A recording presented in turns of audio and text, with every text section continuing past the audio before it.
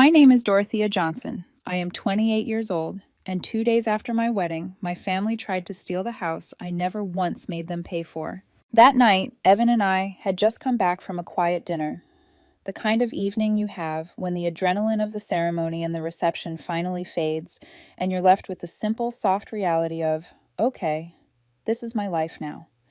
We were in the living room, half unpacked boxes everywhere, folding towels and arguing about where the stupid mug should go.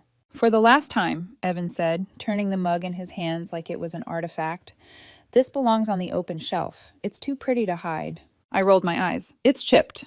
It's character. We were both laughing when the knock came. Not a tentative knock, either.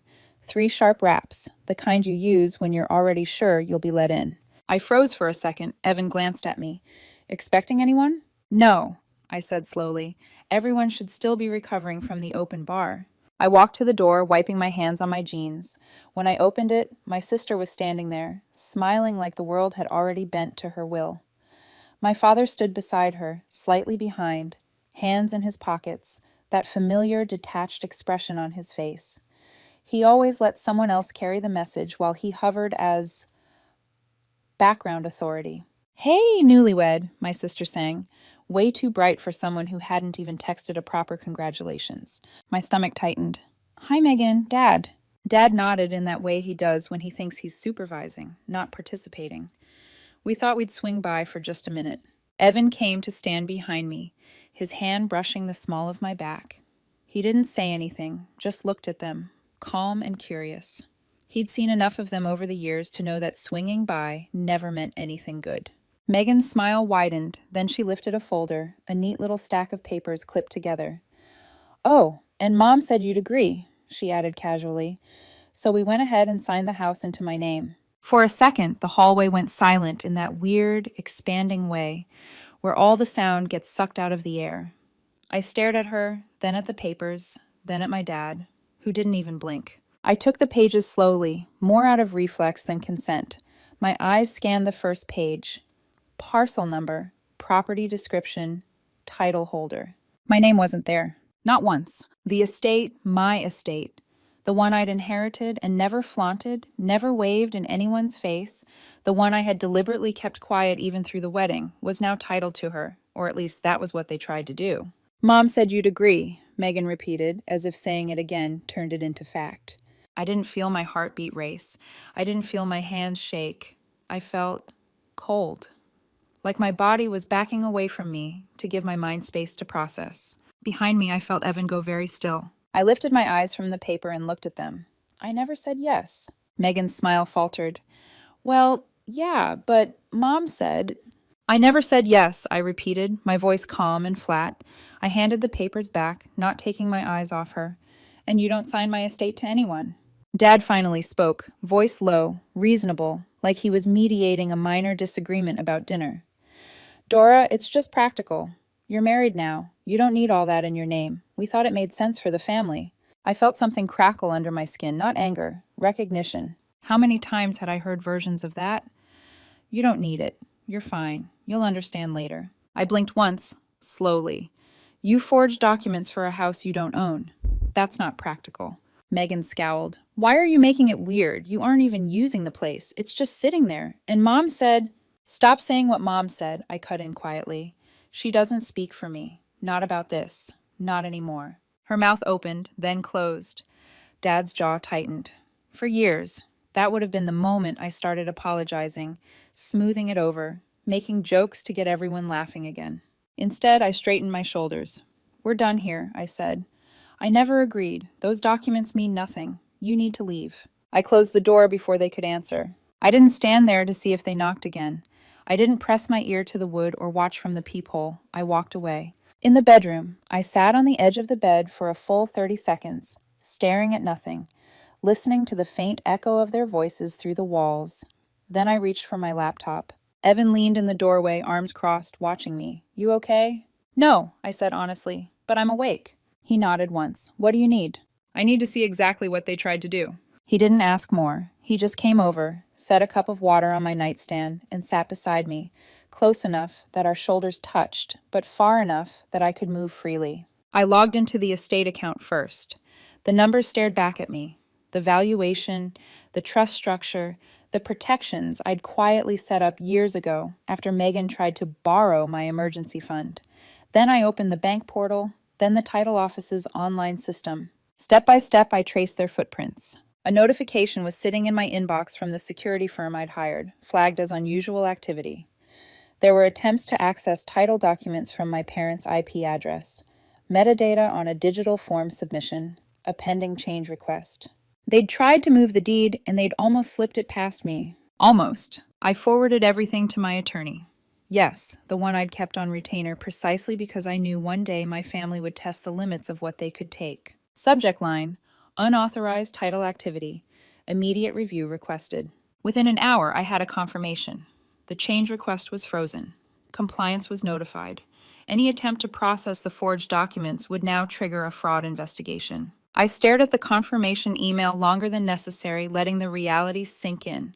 If I hadn't checked tonight, if I hadn't set those alerts years ago, they might have actually pulled it off. Evan nudged me gently. You stopped it. Yeah, I swallowed. I did. But as soon as the relief washed in, something else rose with it, dark and heavy. A memory. I was 12, standing outside a pizza place with Dad, shivering in a too-thin jacket. He patted his pockets and sighed dramatically. Forgot my wallet, kiddo. Spot your old man? I handed over my allowance without thinking.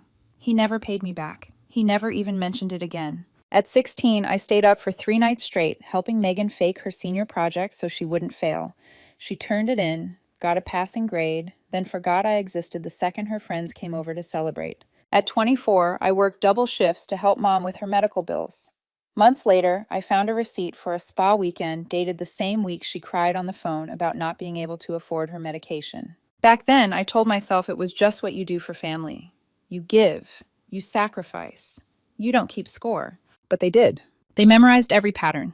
They learned that Dorothea won't say no wasn't just a perception.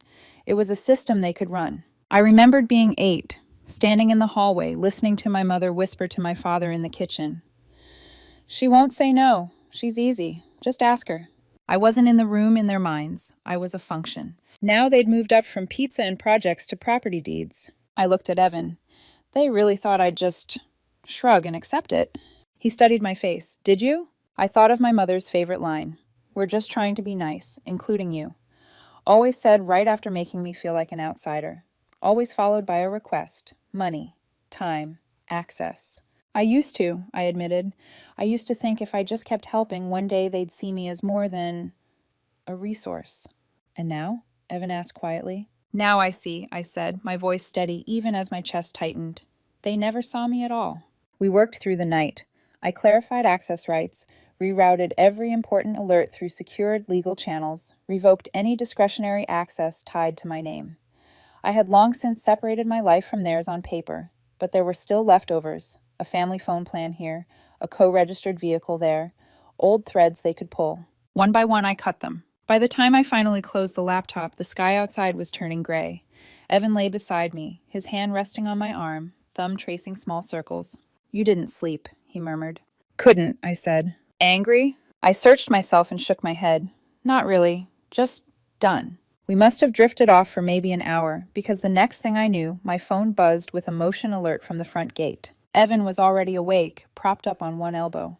Someone's here. I opened the security app. There they were, Megan and Dad, standing at the gate, holding cardboard boxes. Megan's mascara was smeared like she'd practiced crying. Dad's expression was a mix of annoyance and something that almost looked like fear. I watched them through the camera for a long moment. I didn't think they'd make it that obvious, I whispered. Showing up with boxes like condemned tenants? Evan glanced at the screen. What do you want to do? I locked the phone with a soft click and set it face down on the bed. Nothing, I said. I made my move last night. It's their turn to realize the game changed. Downstairs, the gate buzzer echoed faintly through the house. I didn't move. For the first time in my life, I let them stand on the outside and feel what it was like to be denied. The morning they stood outside with cardboard boxes, mascara streaks, and manufactured heartbreak, I didn't go to the door. I didn't even look through the window. I simply walked into the kitchen, poured myself a glass of water, and sat at the island with a clarity so sharp it felt like ice in my lungs. Evan joined me a moment later. They're still there, he said softly. I nodded. Of course they are. They think if they cry long enough, I'll fold. You're not folding, he said, leaning a hip against the counter. No, I whispered. Not anymore. The buzzer went off for the third time. Evan silenced the panel. They'll get tired, he murmured. They won't, I corrected. People only get tired when they realize something isn't working. They still think I'm the same person who said yes to every crisis, every bailout, every mess. He didn't argue. He knew I was right. It happened slowly at first, the way exploitation always does. A childhood memory floated up, uninvited. I was 12 when Dad borrowed my allowance for pizza. It was supposed to be just this once, but it wasn't. At 16, I stayed up 3 nights straight finishing Megan's senior project. She bragged about passing but never mentioned my help. At 24, I sent money home for Mom's medical bills. She used it on a spa retreat. She didn't deny it. She laughed. You're so serious, she'd said. It was just a little treat. Why are you being dramatic? Every memory, every moment I swallowed resentment. Every time I told myself that's what family does. It all returned with a cruel, perfect clarity. The gate buzzer went off again. Evan sighed. They're relentless. No, I said. They're predictable. I opened my laptop. If they wanted to involve themselves in my assets and my future, I would involve myself in theirs. Legally, thoroughly, and with a precision none of them ever believed I was capable of. I began where the damage usually starts, shared access. First, bank accounts. I revoked every linked permission. The system notified me that secondary access holders had been removed. They weren't supposed to have secondary access holders. Second, the discretionary fund. I froze it. A notification pinged. The lawyer acknowledged the action and locked every distribution clause. Third, the family phone plan. My parents used the phones I paid for. So did Megan. Instead of canceling, I reassigned ownership. They had 72 hours to transfer billing into their names or lose service. Fourth, Dad's car. Gifted under my name years ago. Registered under my taxes. A mistake they assumed I'd never bother fixing. I scheduled a DMV correction and a tow pickup. Too harsh? Evan asked gently. No, I said, too late. He studied me, and for the first time since we met, I think he truly saw what my family had carved into me. Not anger. Endurance. The kind you only develop from years of swallowing everything so no one gets uncomfortable. But I was done shrinking to keep them from facing who they really were. Around noon, my phone buzzed with a voicemail notification. One of many. I clicked play. My sister's voice exploded through the speaker. Dorothea, this is insane. The title office said there's a fraud freeze. Why would you do that? It was a misunderstanding. Behind her, Dad barked something unintelligible. A second voicemail followed. Mom, you're overreacting. Nobody stole anything. We thought, well, your sister could use the help, and you're married now. Things change. A third. You weren't even using the house. I laughed. Actually laughed. Evan looked at me like I'd just cracked. Are you okay? He asked. Yes, I said, for the first time in years. That afternoon, while I was reviewing the estate security logs, Evan froze beside me. Dora, he said quietly, look at this. He pointed at a time-stamped access attempt. Someone had tried to log into my trust dashboard from an IP address with my parents' service provider. Minutes later, another attempt, this time on one of my old email accounts. Then I remembered something. The binder. The emergency binder I once kept full of old passwords, account references, security questions, before I digitized and locked everything. I had removed it from my parents' house a year ago. But the week before the wedding, during a visit with Mom, Dad had wandered into the office. I didn't think much of it then. Now I saw it. They hadn't expected me to act so quickly. They thought they still had the binder. They thought they still had leverage. They're escalating, Evan said. They're panicking, I corrected. I forwarded the logs to my attorney, then reported the unauthorized login attempts to the bank. Fraud flags were activated, investigations triggered. I felt nothing. Not fear, not guilt, just a cold, steady certainty. The next day, my family changed tactics. They went public. Megan posted a tearful video on Instagram, mascara perfectly smudged this time. She's tearing the family apart, she cried. My own sister is trying to throw us out on the street. She's changed since she got married. Evan is controlling her. Pray for us. Within hours, relatives texted me. Some with concern, some with judgment. I didn't respond to any of them. Instead, I compiled a 14-page PDF, time-stamped documents, screenshots, access logs, legal forms, every instance of exploitation I'd quietly recorded for years, and emailed it to every relative they'd misled. I didn't add commentary. No anger, no emotion, just facts. 2 cousins responded in shock. One forwarded a message Megan had sent them. Just ignore whatever Dora sends. She's spiraling. I sent that to my attorney, too. By evening, my sister went live again, this time with Dad pacing behind her like a war general. "You can't do this to your family," she screamed at the camera. In the background, my father shouted, "You owe us." Evan looked at me. "Do they think yelling helps?" "They think volume equals power," I murmured. But they didn't understand. I wasn't the quiet girl anymore. I wasn't the fixer. I wasn't the backup plan. I wasn't the family yes machine. I was a woman with evidence, boundaries, and a legal firewall they never saw coming. And they were breaking under the weight of their own choices. Around 9 p.m., my phone buzzed again. A message from my attorney. "Your sister submitted altered documents. Timestamp proves they're fake. We respond tomorrow." I leaned back, heart calm, mind clearer than ever. Evan touched my hand. "You're breathing easier." "I'm breathing honestly," I said. And I meant it. Because once the truth unlocked in full, once the pattern became undeniable, there was no going back. And I no longer wanted to. By the time the 3rd morning rolled in, my legal team had already sent 2 formal notices, a fraud report, and a cease and desist letter. Everything was tight, documented, time-stamped. Every hole they could crawl through was sealed, which is exactly why I expected the next escalation. But even then, I wasn't ready for what happened. At 11:42 a.m., I received a security alert. Unauthorized login attempt. Source: Home ISP. My parents. Evan leaned over my shoulder. "Again?" "Again," I murmured. Within 60 seconds, 3 more alerts followed. Trust account, cloud storage, tax portal.